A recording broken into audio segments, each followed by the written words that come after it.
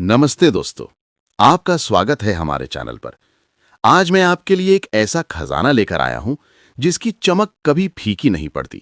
एक ऐसा ज्ञान जो आज से लगभग 80-90 साल पहले लिखा गया था, लेकिन आज भी उतना ही सच, उतना ही जरूरी और उतना ही असरदार है। क्या आपके साथ कभी ऐसा हुआ है कि आप अपनी बात किसी को समझाना चाहते हैं लेकिन समझा नहीं पाते? क्या कभी ऐसा लगा है कि लोग आपको पसंद नहीं करते या आपकी बातों को अहमियत नहीं देते?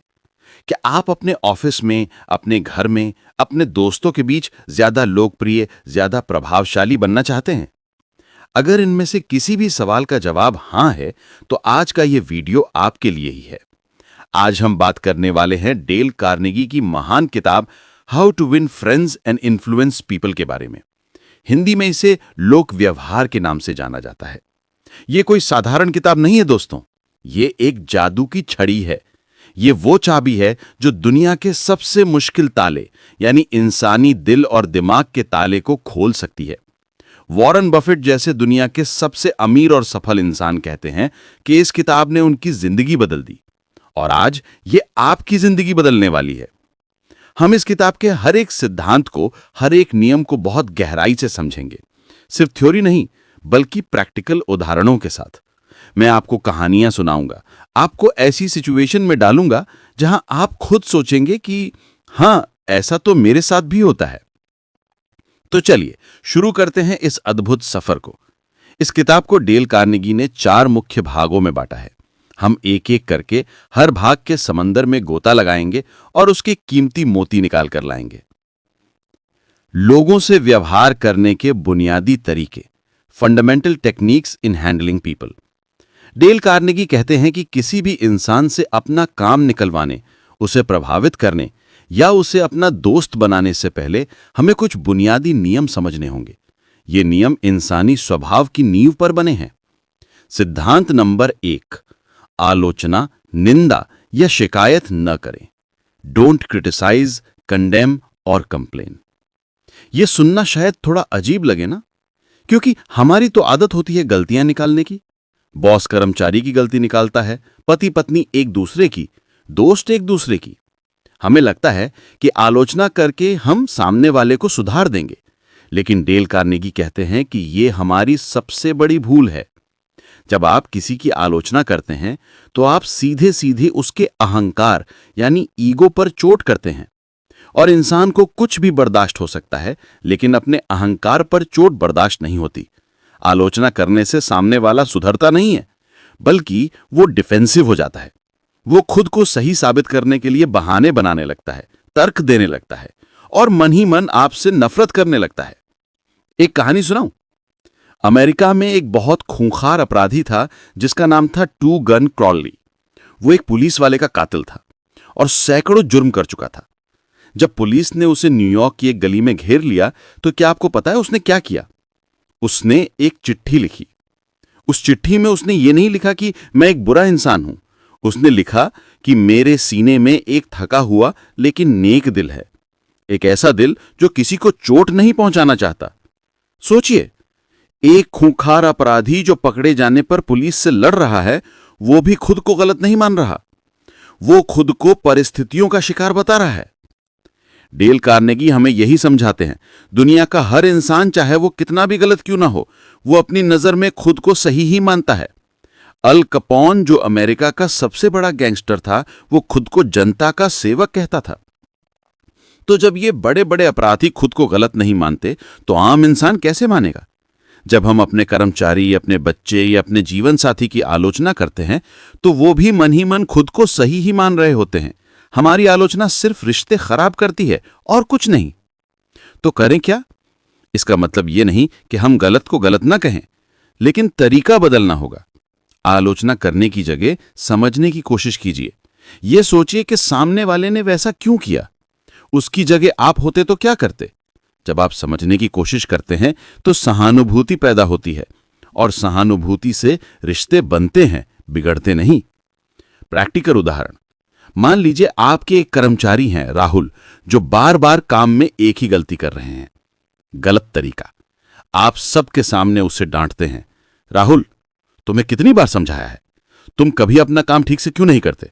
तुम्हारी वजह से कंपनी का नुकसान हो रहा है। इसका नतीजा क्या होगा? राहुल शर्मिंदा होगा, उसका आत्मविश्वास कम होगा और वो मन ही मन आपसे चिढ़ जाएगा। शायद वो नौकरी छोड़ने का भी सोचने लगे। सही तरीका, आप राहुल को अकेले में बुलाते हैं और कहते हैं, राहुल, मैं जानता हूं तुम बहुत मेहनती और कंपनी के लिए अच्छा करना चाहते हो।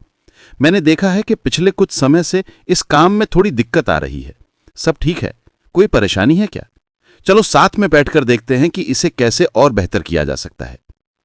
देखा आपने, दोनों तरीकों में जमीन आसमान का फर्क है। दूसरे तरीके से आपने राहुल को सुधरने का मौका भी दिया और उसका आत्मसम्मान भी बनाए रखा। आज का पहला सबक, आज से अगले 24 घंटे के लिए किसी की भी आलोचना मत कीजिए, किसी की शिकायत मत कीजिए, सिर्फ समझने की कोशिश कीजिए और फिर देखिए आपकी दुनिया कैसे बदलती है। Give honest and sincere appreciation. इंसान की सबसे डीप डिजायर क्या है? पैसा, फेम, हेल्थ? नहीं।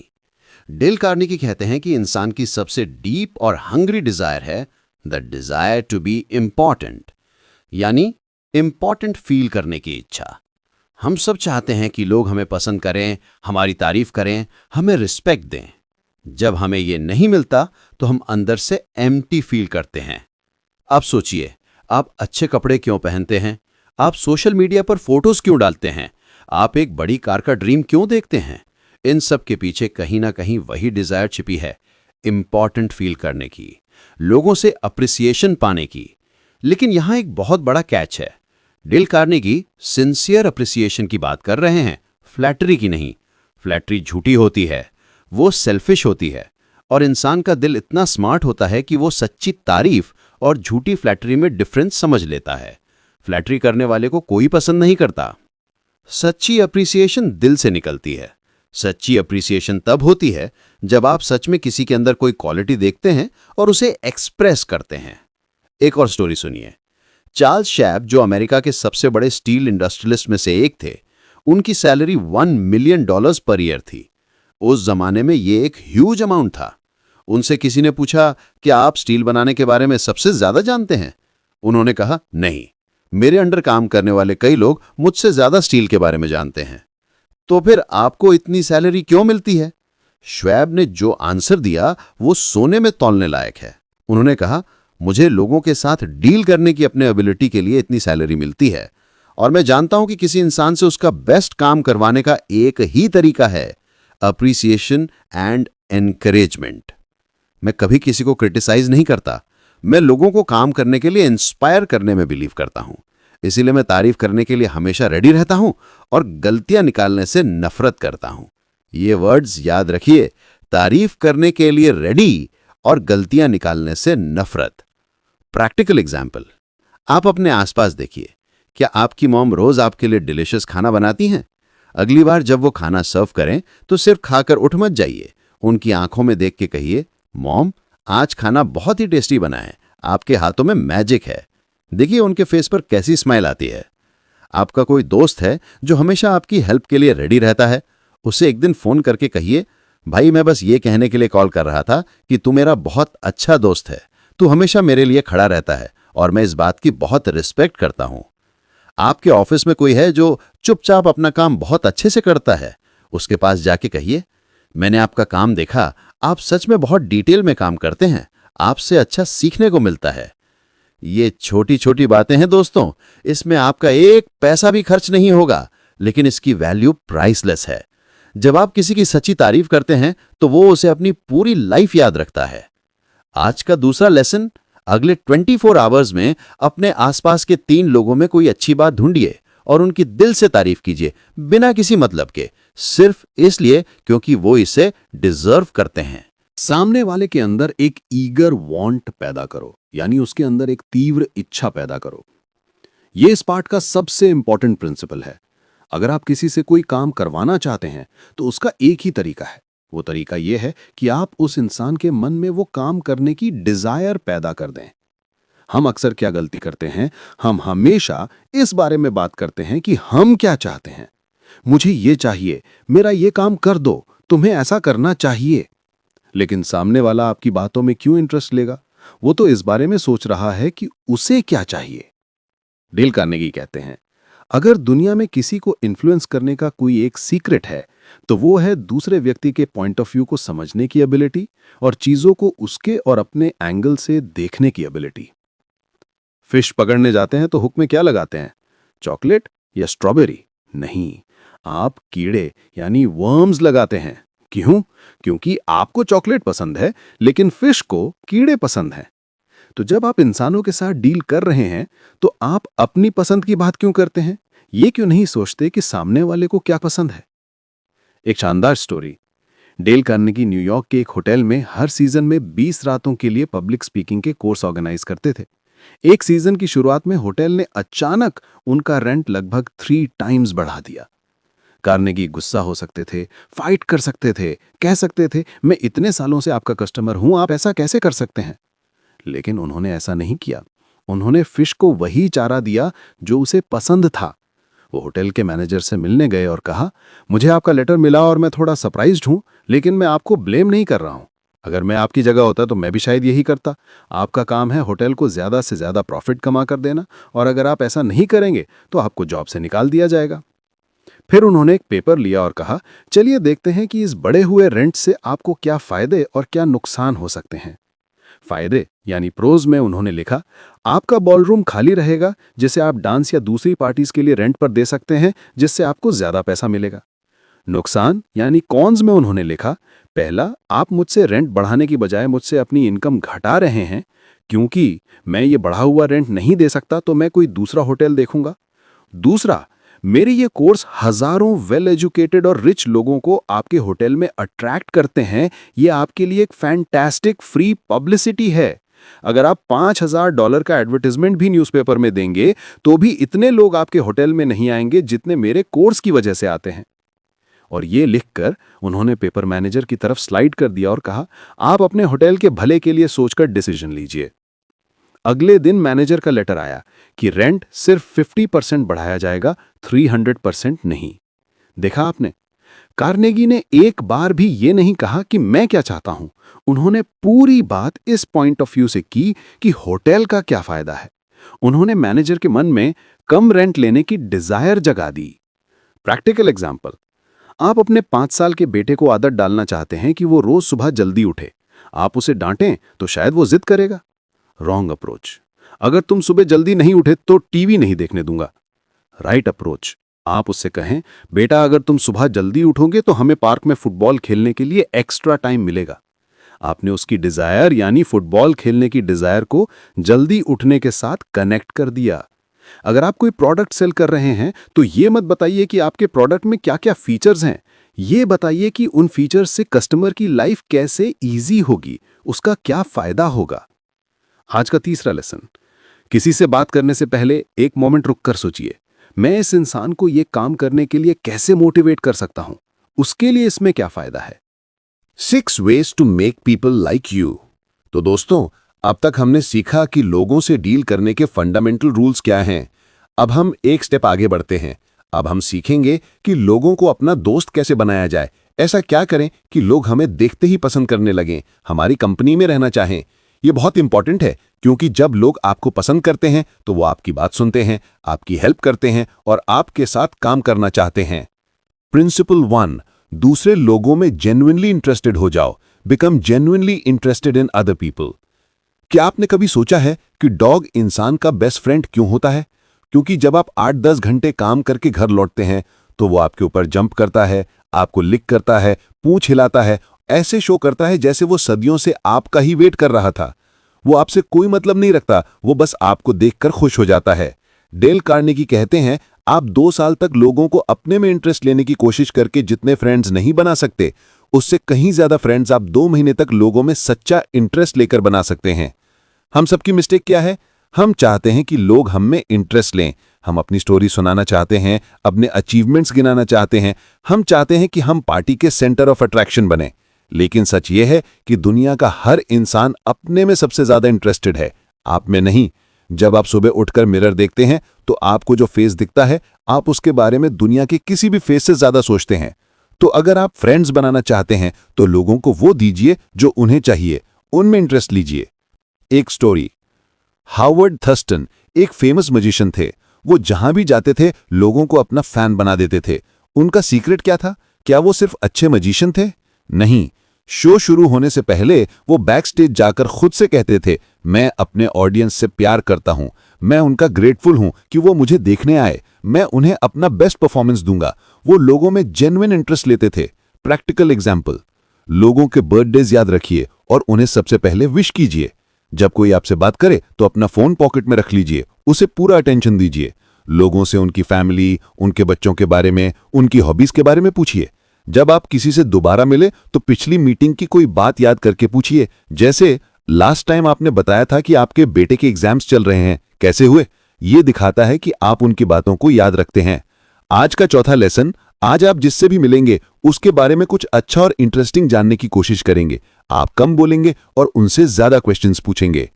Principal 2, smile. ये दुनिया का सबसे सिंपल, सबसे सस्ता और सबसे इफेक्टिव तरीका है लोगों का दिल जीतने का। एक स्माइल की कोई कॉस्ट नहीं होती, लेकिन ये क्रिएट बहुत कुछ करती है। ये उसे रिच बना देती है जो इसे पाता है और देने वाले को गरीब नहीं करती। ये 1 सेकंड में होती है, लेकिन इसकी मेमोरी कभी कभी हमेशा के लिए रह जाती है। आपकी स्माइल लोगों को बताती है कि आप उन्हें देखकर खुश हुए। ये एक साइलेंट मैसेज है कि I like you, you make me happy, I am glad to see you.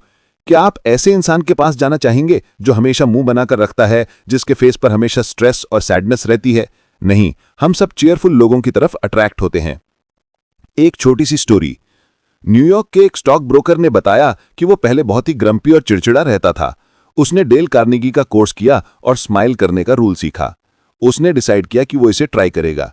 अगली सुबह जब वो ऑफिस के लिए निकला तो उसने लिफ्टमैन को देखकर स्माइल करते हुए कहा, गुड मॉर्निंग। लिफ्टमैन हैरान रह गया। उसने भी स्माइल करके रिप्लाई किया। उसने अपने बिल्डिंग के गार्ड को स्माइल करके ग्रीट किया। उसने सबवे में टिकट देने वाले को स्माइल करके थैंक यू कहा। रिजल्ट, उसकी दुनिया बदल गई। लोग उससे वापस स्माइल करने लगे। उसके ऑफिस का एनवायरनमेंट बदल गया। उसके घर में फाइट्स कम हो गए। उसकी इनकम बढ़ गई, सिर्फ एक छोटी सी आदत से, स्माइल करने की आदत से। आज का 5वां लेसन, आज पूरे दिन आप जिससे भी मिलेंगे, चाहे वो आपकी फैमिली हो, दोस्त हो, कोलीग हो या कोई स्ट्रेंजर हो, आप उसे एक जेन्युइन और वार्म स्माइल देंगे। Principle 3, remember, a person's name is to that person the sweetest and most important sound in any language. आपका नाम आपकी आइडेंटिटी है। ये आपको भीड़ से अलग करता है। जब कोई आपका नाम लेकर आपको पुकारता है तो आपको एक स्पेशल फीलिंग आती है। आपको लगता है कि आप इंपॉर्टेंट हैं। एंड्रू कार्नेगी, जो अमेरिका की स्टील किंग थे, वो अपने वर्कर्स के बच्चों के नाम तक याद रखते थे। वो जानते थे कि ये लोगों का दिल जीतने का सबसे पक्का तरीका है। जब आप किसी का नाम भूल जाते हैं तो आप अननोइंगली ये मैसेज देते हैं कि आप मेरे लिए उतने इंपॉर्टेंट नहीं हैं कि मैं आपका नाम याद रखूं। ये एक तरह की इंसल्ट है। नाम याद रखने के प्रैक्टिकल तरीके। जब कोई आपको अपना नाम बताए तो उसे ध्यान से सुनिए। अगर समझ ना आए तो दोबारा पूछने में कोई हर्ज नहीं। बातचीत के दौरान उसके नाम का 2-3 बार यूज कीजिए, जैसे, तो राहुल, आप क्या सोचते हैं इस बारे में? नाम को किसी फेस या किसी चीज से एसोसिएट करने की कोशिश कीजिए। अगर पॉसिबल हो तो मिलने के बाद उसका नाम कहीं लिख लीजिए। आज का 6वां लेसन, आज आप जिन लोगों से मिले उनके नाम याद रखने की पूरी कोशिश करें और जब आप उनसे बात करें तो उनके नाम का यूज करें। Principle 4, be a good listener, encourage others to talk about themselves. ये प्रिंसिपल शायद आज के सोशल मीडिया के टाइम में सबसे ज्यादा इंपॉर्टेंट है। हम सब बोलना चाहते हैं, सुनना कोई नहीं चाहता। हम सब अपनी स्टोरी के हीरो हैं। एक अच्छी कॉन्वर्सेशन वो नहीं होती जिसमें आप बहुत कुछ बोलते हैं, बल्कि वो होती है जिसमें सामने वाला बहुत कुछ बोलता है। जब आप किसी को ध्यान से सुनते हैं तो आप उसे दुनिया की सबसे बड़ी रिस्पेक्ट देते हैं। आप उसे बताते हैं कि आपकी बातें मेरे लिए इंपॉर्टेंट हैं, आप मेरे लिए इंपॉर्टेंट है। एक अच्छा लिसनर कैसे बने? सामने वाले को बीच में इंटरप्ट मत कीजिए, उसे अपनी बात पूरी करने दीजिए। उसकी बातों में इंटरेस्ट दिखाइए, क्वेश्चंस पूछिए, जैसे, अच्छा फिर क्या हुआ, आप उस वक्त कैसा फील कर रहे थे? आई कांटेक्ट बनाए रखें। अपना ओपिनियन या एडवाइस देने में जल्दी मत कीजिए जब तक कि वो मांगे नहीं। आज का 7वां लेसन, आज एक एक्सपेरिमेंट कीजिए। अपने किसी दोस्त या फैमिली मेंबर को कॉल कीजिए और कहिए कि आप बस उसकी सुनना चाहते हैं। उसे बोलने दीजिए और आप सिर्फ सुनिए। देखिए आपका रिश्ता कितना स्ट्रांग होता है। Principle 5, talk in terms of the other person's interests. Theodore Roosevelt America के सबसे पॉपुलर प्रेसिडेंट्स में से एक थे। उनका एक सीक्रेट था, वो जब भी किसी से मिलने वाले होते थे तो उससे एक रात पहले उस इंसान के इंटरेस्ट्स के बारे में पढ़ते थे। क्यों? क्योंकि वो जानते थे कि किसी के दिल तक पहुंचने का रॉयल रोड उसकी पसंद की चीजों के बारे में बात करना है। जब आप किसी से उसकी पसंद की बात करते हैं तो उसकी आंखें चमक उठती हैं, वो एक्साइटेड हो जाता है और उसे लगता है कि आप उसी के जैसे हैं। प्रैक्टिकल एग्जाम्पल, आप एक सेल्समैन हैं और एक डॉक्टर को कोई मशीन बेचना चाहते हैं। डॉक्टर के क्लिनिक में घुसते ही मशीन की बातें शुरू मत कीजिए। देखिए क्या उसकी टेबल पर गोल्फ की ट्रॉफी रखी है? अगर हां तो बात गोल्फ से शुरू कीजिए। डॉक्टर साहब, क्या आप गोल्फ खेलते हैं? मैं भी इस गेम का बहुत बड़ा फैन हूं। बस आपने कनेक्शन बना लिया। अब वो आपकी बात ज्यादा ध्यान से सुनेंगे। आज का 8वां लेसन, अगली बार जब आप किसी इंपॉर्टेंट इंसान से मिलने जाएं तो पहले थोड़ा होमवर्क करें, उसके इंटरेस्ट के बारे में पता लगाएं। Principle number 6, make the other person feel important and do it sincerely. ये प्रिंसिपल पार्ट 1 के सेकंड प्रिंसिपल यानी सच्ची अप्रिसिएशन से मिलता जुलता है, लेकिन ये उससे भी एक स्टेप आगे है। इसका एक गोल्डन रूल है, दूसरों के साथ वैसा बिहेव करो जैसा तुम चाहते हो कि वो तुम्हारे साथ करें। हम सब इंपॉर्टेंट बनना चाहते हैं, हम सब चाहते हैं कि लोग हमारी रिस्पेक्ट करें, तो अगर हम ये दूसरों को देंगे तो वो भी हमें वापस देंगे। ये छोटी छोटी चीजों से होता है। जब कोई आपकी हेल्प करे तो सिर्फ थैंक्स मत कहिए, कहिए आपके टाइम के लिए बहुत बहुत शुक्रिया। पोलाइट वर्ड्स का यूज कीजिए, जैसे excuse me, please, it would be great if you could. ये वर्ड्स दिखाते हैं कि आप सामने वाले का सम्मान करते हैं। आज का 9वां लेसन, आज से अपने बिहेवियर में, अपनी लैंग्वेज में छोटी छोटी चीजें इंक्लूड करें जो सामने वाले को ये फील कराएं कि वो आपके लिए इंपॉर्टेंट हैं। How to win people to your way of thinking. दोस्तों, अब हम उस स्टेज पर आ गए हैं जहां हम सीखेंगे कि लोगों को अपने आइडिया से अग्री कैसे कराया जाए। ये सेल्स, लीडरशिप और यहां तक कि फैमिली रिलेशनशिप्स के लिए भी बहुत जरूरी है। इसका मतलब आर्ग्यू करना या अपनी बात फोर्स करना नहीं है। इसका मतलब है सामने वाले को इतने प्यार और स्मार्टनेस से अपनी बात समझाना कि उसे लगे कि वो ये आइडिया उसी का था। Principle 1, the only way to get the best of an argument is to avoid it. ये एक रेवोल्यूशनरी आइडिया है। हम तो यही सीखते आए हैं कि आर्ग्यूमेंट में जीतना चाहिए, लेकिन डेल कार्नेगी कहते हैं कि आप आर्ग्यूमेंट कभी नहीं जीत सकते। अगर आप आर्ग्यूमेंट हार जाते हैं तो आप हार गए, और अगर आप आर्ग्यूमेंट जीत भी जाते हैं तो भी आप हार गए। क्यों? क्योंकि आपने सामने वाले की ईगो को हर्ट किया है, आपने उसे गलत प्रूफ किया है। वो शायद ऊपर से आपकी बात मान ले, लेकिन मन ही मन वो आपसे और ज्यादा नाराज हो जाएगा। तो जब भी कोई आर्ग्यूमेंट वाली सिचुएशन बने तो क्या करें? कुर रहें। सबसे पहले अपने गुस्से पर कंट्रोल करें, सुने, सामने वाले को उसकी बात कहने का पूरा मौका दें। कॉमन ग्राउंड ढूंढें, ये देखने की कोशिश करें कि आप उसकी किन बातों से अग्री करते हैं। ऑनेस्ट रहें, अपनी गलती मानने से ना डरें। अगर आपको लगता है कि आपसे कोई मिस्टेक हुई है तो उसे तुरंत एक्सेप्ट कर लें। डिसीजन पोस्टपोन कर दें, कहें इस पर हमें और सोचने की जरूरत है, चलिए हम दोनों इस पर विचार करते हैं और कल फिर बात करते हैं। इससे दोनों को कूल डाउन होने का टाइम मिल जाता है। एक स्टोरी, डेल कार्नेगी एक पार्टी में थे। वहां एक आदमी ने कोट यूज किया और कहा कि यह बाइबल से है। कार्नेगी जानते थे कि वो गलत है, वो कोट शेक्सपियर का था। उन्होंने सबके सामने उसे करेक्ट कर दिया। बस आर्ग्यूमेंट शुरू हो गई, दोनों अपनी अपनी बात पर अड़ गए। कार्नेगी के एक दोस्त ने, जो शेक्सपियर का एक्सपर्ट था, उन्हें टेबल के नीचे से किक किया। पार्टी के बाद दोस्त ने कहा, हाँ वो गलत था, लेकिन क्या उसे पब्लिक में गलत प्रूफ करना जरूरी था? क्या उससे वो तुम्हें पसंद करने लगता? हमेशा एक पॉइंटलेस आर्ग्यूमेंट से बचना चाहिए। उस दिन कार्नेगी ने एक लेसन सीखा, किसी को गलत प्रूफ करके आप कुछ नहीं पाते, सिर्फ एक दुश्मन बना लेते हैं। Principle 2, show respect for the other person's opinions, never say you are wrong. जब आप किसी को डायरेक्टली कहते हैं तुम गलत हो, तो आप एक फाइट डिक्लेयर कर देते हैं। आप कहते हैं मैं तुमसे ज्यादा स्मार्ट हूं। ये एक चैलेंज है। अगर आपको लगता है कि कोई गलत है तो उसे कहने का एक बेटर तरीका है। आप कह सकते हैं, वेल मैं तो इस बारे में कुछ और सोच रहा था, बट हो सकता है मैं गलत हूं, मैं अक्सर गलत होता हूं, चलिए फैक्ट्स को एक बार फिर से देखते हैं। जब आप कहते हैं हो सकता है मैं गलत हूं, तो सारा ऑपोजिशन खत्म हो जाता है। सामने वाला भी सॉफ्ट पड़ जाता है, बल्कि वो आपकी रिस्पेक्ट करने लगता है कि आप में अपनी गलती मानने की करेज है। एक स्टोरी, डेल कार्नेगी अपने डॉग को बिना लीश के पार्क में घुमा रहे थे, जो कि इल्लीगल था। एक पुलिसमैन ने उन्हें देख लिया और डांटा। अगली बार फिर वही हुआ। इस बार कार्नेगी ने पुलिसमैन के कुछ कहने से पहले ही कहा, ऑफिसर आपने मुझे रंगे हाथों पकड़ लिया, आई एम गिल्टी, मेरे पास कोई एक्सक्यूज नहीं है, आपने मुझे लास्ट टाइम ही वॉर्न किया था। पुलिसमैन का टोन तुरंत बदल गया। वो सॉफ्ट होकर बोला, हाँ मैं जानता हूं, लेकिन इतने छोटे डॉग से किसी को क्या नुकसान होगा? कार्नेगी ने कहा, लेकिन ये लॉ तोड़ सकता है। पुलिसमैन ने कहा, अरे छोड़िए, मुझे लगता है आप इसे कुछ ज्यादा ही सीरियसली ले रहे हैं। और वो चला गया। देखा आपने, जब कार्नेगी ने खुद को गिल्टी मान लिया तो पुलिसमैन ने उन्हें इनोसेंट प्रूफ करना शुरू कर दिया। Principle 4, begin in a friendly way. एक पुरानी कहावत है, शहद की एक बूंद 1 गैलन जहर से ज्यादा मक्खियों को अट्रैक्ट करती है। अगर आप किसी को अपने फेवर में करना चाहते हैं तो पहले उसे ये कन्विंस कीजिए कि आप उसके सच्चे दोस्त हैं। इसकी सबसे अच्छी कहानी है सूरज और हवा की। हवा ने जोर लगाया लेकिन आदमी ने कोट और कस के पकड़ लिया।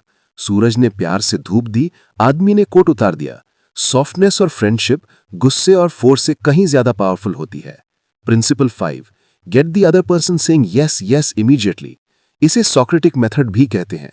जब आप किसी से बात कर रहे हो तो उन बातों से स्टार्ट मत कीजिए जिन पर आप डिसएग्री करते हैं। उन बातों से स्टार्ट कीजिए जिन पर आप दोनों अग्री करते हैं। कोशिश कीजिए कि शुरू में ही सामने वाला आपकी बातों पर यस कहना शुरू कर दे। एक अच्छा स्पीकर शुरू में ही अपने ऑडियंस से कई यस वाले आंसर्स निकलवा लेता है। Principle 6, let the other person do a great deal of the talking. हम में से ज्यादातर लोग जब किसी को कन्विंस करने की कोशिश करते हैं तो खुद बहुत ज्यादा बोलते हैं। हमें लगता है कि हम जितना ज्यादा बोलेंगे उतना ज्यादा इफेक्ट होगा, लेकिन होता इसका उल्टा है। सामने वाले को बोलने दीजिए, उससे क्वेश्चंस पूछिए और उसे बोलने का मौका दीजिए। Principle 7, let the other person feel that the idea is his और हर्स। आपको वो आइडिया ज्यादा पसंद आते हैं जो दूसरे आप पर थोपते हैं या वो जो आपको खुद आते हैं? ऑब्वियसली सेकंड वाले। तो फिर हम हमेशा दूसरों पर अपने आइडियाज फोर्स करने की कोशिश क्यों करते हैं? एक स्मार्ट इंसान किसी को अपनी बात मनवाने के लिए सिर्फ सजेशंस देता है और सामने वाले को खुद उस कंक्लूजन पर पहुंचने देता है। Be a leader, how to change people without giving of offense और अराउजिंग रिजेंटमेंट। अब हम बुक के आखिरी और सबसे इंपॉर्टेंट पार्ट में हैं। एक अच्छा लीडर, मैनेजर या पेरेंट कैसे बने? कैसे किसी की गलती उसे बताएं कि उसे बुरा भी ना लगे और वो इंप्रूव भी हो जाए। प्रिंसिपल 1, प्रेज और सच्ची अप्रिसिएशन से बात स्टार्ट करें। किसी की गलती बताने से पहले उसकी किसी अच्छी बात की तारीफ करें। यह आलोचना की कड़वी गोली देने से पहले तारीफ का शहद चटाने जैसा है। प्रिंसिपल 2, लोगों की मिस्टेक्स को डायरेक्टली नहीं, इनडायरेक्टली पॉइंट आउट करो। डायरेक्टली किसी की गलती बताना एक थप्पड़ की तरह होता है, लेकिन अगर आप लेकिन की जगह और का इस्तेमाल करें तो बात का इफेक्ट बदल जाता है। एग्जाम्पल, तुमने बहुत अच्छा काम किया है लेकिन तुम्हारी राइटिंग गंदी है। यहां लेकिन ने सारी प्रेस को खत्म कर दिया।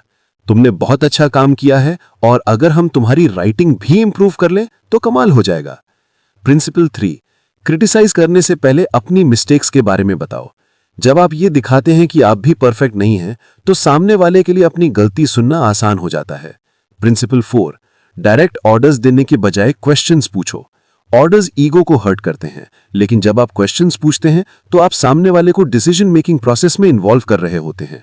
प्रिंसिपल 5, सामने वाले को शर्मिंदा होने से बचाओ। Late the other person save face. कभी भी किसी को दूसरों के सामने इंसल्ट मत करो, उसकी सेल्फ रिस्पेक्ट मेंटेन करने में उसकी हेल्प करो। प्रिंसिपल 6, छोटे से छोटे इंप्रूवमेंट को भी प्रेज करो। जब कोई इंप्रूव करने की कोशिश कर रहा हो तो उसकी छोटी से छोटी सक्सेस पर भी उसकी तारीफ करें। इससे उसे और अच्छा करने का मोटिवेशन मिलता है। प्रिंसिपल 7, लोगों को एक अच्छी रेप्यूटेशन दो जिसे वो मेंटेन करना चाहेंगे। अगर आप किसी को इंप्रूव करना चाहते हैं तो ऐसे बिहेव कीजिए जैसे कि वो क्वालिटी उसमें पहले से ही है। उसे एक अच्छी इमेज दीजिए जिसे वो खराब नहीं करना चाहेगा। तो दोस्तों, ये थी डेल कार्नेगी की legendary book how to win friends and influence people की एक बहुत ही डिटेल्ड जर्नी।